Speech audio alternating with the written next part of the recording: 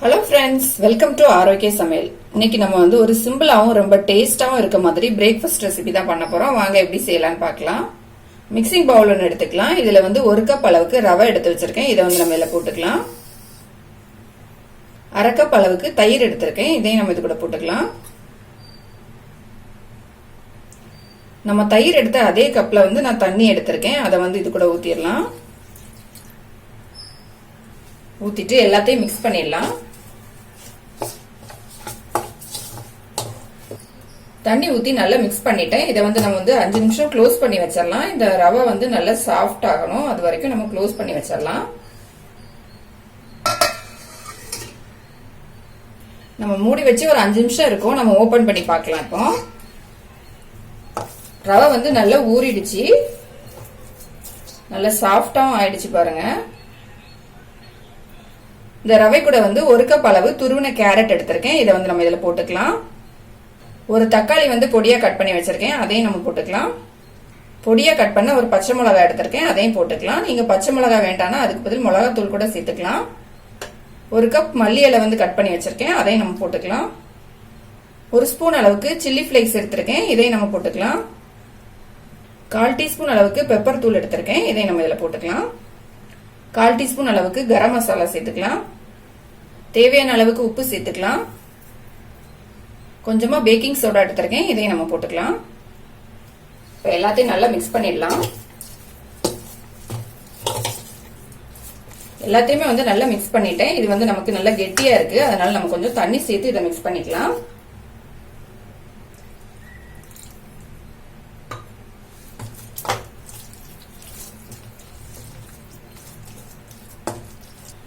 நான் ஒரு 1/4 கிளாஸ் அளவுக்கு தண்ணி சேர்த்திருக்கேன். இப்போ இதை நல்லா மிக்ஸ் பண்ணிக்கலாம். தண்ணி சேர்த்து நல்லா மிக்ஸ் பண்ணிக்கிட்டேன். மிக்ஸ் பண்ண பிறகு மாவு நமக்கு இந்த அளவுக்கு இருக்கணும். ஸ்டவ் ஆன் பண்ணிட்டு ஒரு பணியாரக்கல் வச்சுக்கலாம். இதுல எல்லாத்துலயும் கொஞ்சமா ஆயில் ஊத்திக்கலாம்.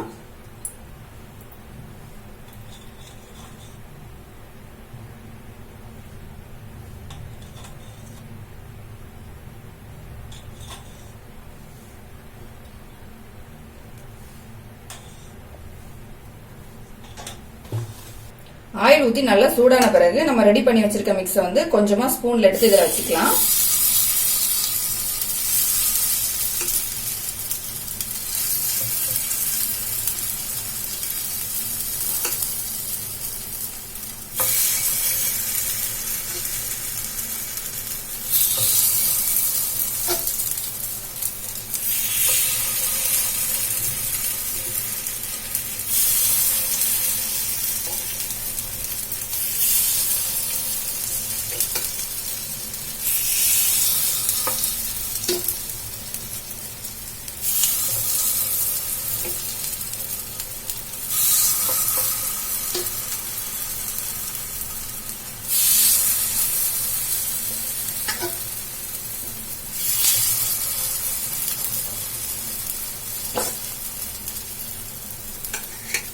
ஸ்டவ்வை மீடியமான ஃப்ளேம்ல வச்சுட்டு நம்ம இதை க்ளோஸ் பண்ணி வச்சிடலாம். நல்லா வேகட்டும் ஒரு பக்கம். இப்ப நம்ம ஓபன் பண்ணி பார்க்கலாம். இன்னொரு பக்கம் திருப்பி வச்சுக்கலாம். நம்ம இதை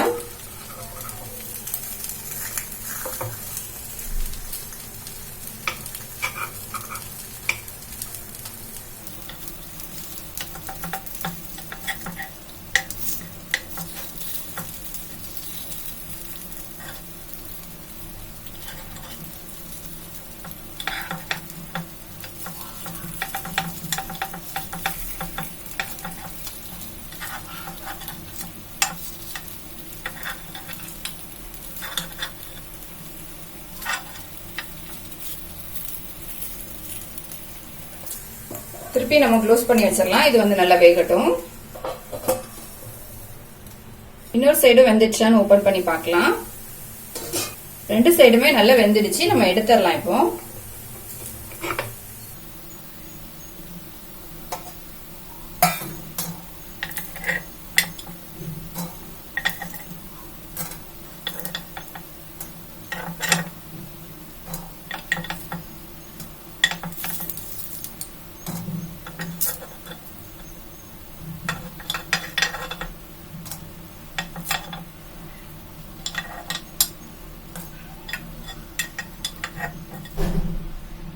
மிக்ஸி ஜார் ஒன்று எடுத்துக்கலாம். இதுல வந்து ஒரு தக்காளி வந்து கட் பண்ணி வச்சிருக்கேன், அதை நம்ம போட்டுக்கலாம்.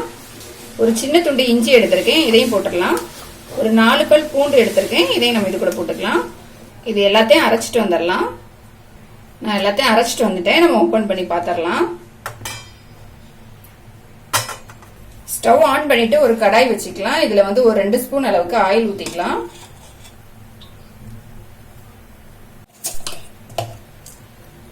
எண்ணெய் வந்து நல்லா சூடான உடனே ஒரு 1/2 டீஸ்பூன் அளவுக்கு கடுகு போட்டுக்கலாம். 1/2 டீஸ்பூன் அளவுக்கு ஜீரகம் போட்டுக்கலாம். கடுகும் சீரகம் நல்லா பொரிஞ்சிருச்சு. இப்ப நம்ம மிக்சியில அரைச்சி வச்சிருந்த இந்த தக்காளியை வந்து இது கூட ஊத்திக்கலாம்.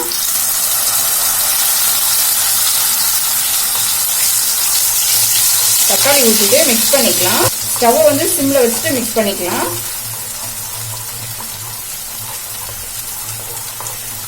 நல்லா மிக்ஸ் பண்ண பிறகு நம்ம தக்காளி அரைச்ச ஜார்லயே வந்து ஒரு 1/4 கிளாஸ் அளவுக்கு தண்ணி ஊற்றி வச்சிருக்கேன், அதையும் நம்ம இது கூட ஊத்திக்கலாம். நம்ம தண்ணி சேர்த்த பிறகு நல்லா கொதிக்க ஆரம்பிச்சிருச்சு. இப்ப இதுல வந்து ஒரு 1/4 டீஸ்பூன் அளவுக்கு பெப்பர் தூள் எடுத்திருக்கேன், அதை வந்து போட்டுக்கலாம். 1/2 டீஸ்பூன் அளவுக்கு காஷ்மீரி மிளகாய் தூள் எடுத்திருக்கேன், அதையும் நம்ம போட்டுக்கலாம். தேவையான அளவு உப்பு சேர்த்துக்கலாம். இது எல்லாத்தையும் நல்லா மிக்ஸ் பண்ணிடலாம். இப்போ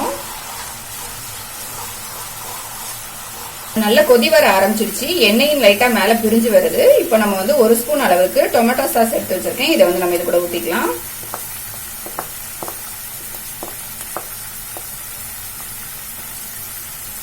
நல்லா மிக்ஸ் பண்ணிடலாம். நல்லா மிக்ஸ் பண்ணிட்டு ஸ்டவ் வந்து சிம்ல வச்சுக்கலாம். இப்போ நான் வந்து 1 கொத்து அளவுக்கு கருவேப்பிலை எடுத்திருக்கேன், இதை வந்து நம்ம இதுல போட்டுக்கலாம்.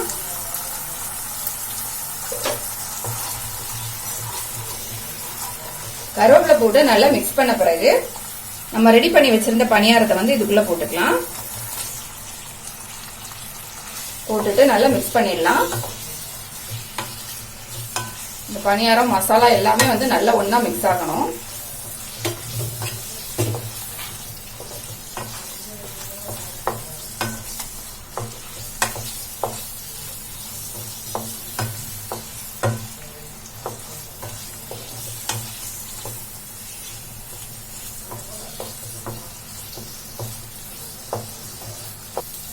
இப்போ போட்டு நல்லா மிக்ஸ் பண்ணிட்டேன். நம்மளோட பிரேக்ஃபாஸ்ட் வந்து ரெடி ஆயிடுச்சு.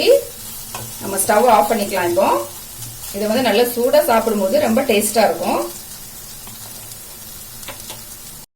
நம்மளோட ரொம்ப டேஸ்டான பிரேக்ஃபாஸ்ட் வந்து ரெடி ஆயிடுச்சு. இது வந்து ரொம்ப சிம்பிளா செஞ்சிடலாம், ரொம்பவும் டேஸ்டா இருக்கும். கண்டிப்பா ட்ரை பண்ணி பாருங்க. ரொம்ப கலர்ஃபுல்லா இருக்கிறதுனால பசங்க ரொம்ப விரும்பி சாப்பிடுவாங்க. இந்த வீடியோ உங்களுக்கு பிடிச்சிருந்தா லைக் பண்ணுங்க, ஷேர் பண்ணுங்க, மறக்காம என்னோட சேனலை சப்ஸ்கிரைப் பண்ணுங்க.